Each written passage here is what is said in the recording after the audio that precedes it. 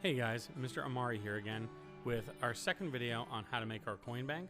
In the first video, we took a basic shape, we hollowed it out, and we made a coin slot for it. In this video, I'm going to show you how to splice it up so that you can have a lid, you can have a bottom, so let's get to it. The first thing we're going to do is we're going to take our first shape that we've already made, and we're going to use our old friend, duplicate and repeat. We're going to go and click that button. So now I have two of my coin banks. I'm going to put them side by side here, and what we're going to do is we're going to make it so that one of these is the top and one of these is the bottom. It's actually very, very easy to do this. First thing we're going to do is we're going to go back over to our basic shapes, and we're going to use our old friend here, the box hole tool. We're going to bring this out, and honestly the box hole tool gets used a lot basically as like a knife or a chisel would in sculpting. We're going to use it to cut out the parts that we don't want. So the first thing I need to do is make sure the box hole tool is covering the entire footprint of my bank. I don't want there to be any sides that are left out. And then what I'm going to do is I'm going to use my little handle at the top, my Z space cone. I'm going to click on it. I'm going to lift it up until what's in the shadow is what I want for my lid. So let's say I want my lid to be about this big.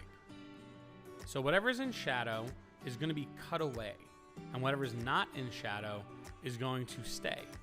This is basically the box hole is telling the 3D printer don't print in the shadowed area, and then the rest of it's going to get printed. You can see basically that that is what our top will look like when we make our top.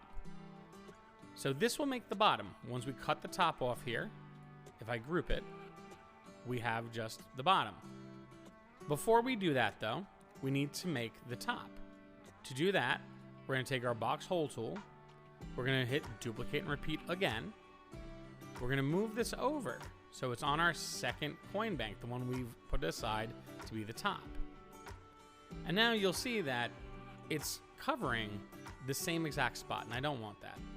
What I want it to do is to cover everything below this line. What I'm going to do is I'm going to take my height bounding box, I'm going to grab it, I'm going to just flip it all the way down. Now I'm going to have my top on the right and my bottom on the left. In order to make this show up, I'm just going to go ahead, left click and drag, and make sure I'm selecting only what's on the left. Once I have just those two shapes selected, I'm going to hit the group button, and I have my bottom. Then I'm going to do the same thing for the right. I'm going to select just what's on the right, and I'm going to hit that group button. And now I have my top. So this is pretty good. We have a top that stays on our coin bank and it fits, but unfortunately, if someone were to knock into it or touch it, the top would just kind of slide right off. Now we don't want that. What we really want is we want a lid that's going to stay on. We want something that's going to not just slide right off. For that, we have to make a lip for the lid. I'm going to show you in the next video how to make a lip for this lid. Thank you for joining me in this video, guys. I'll see you in the next video.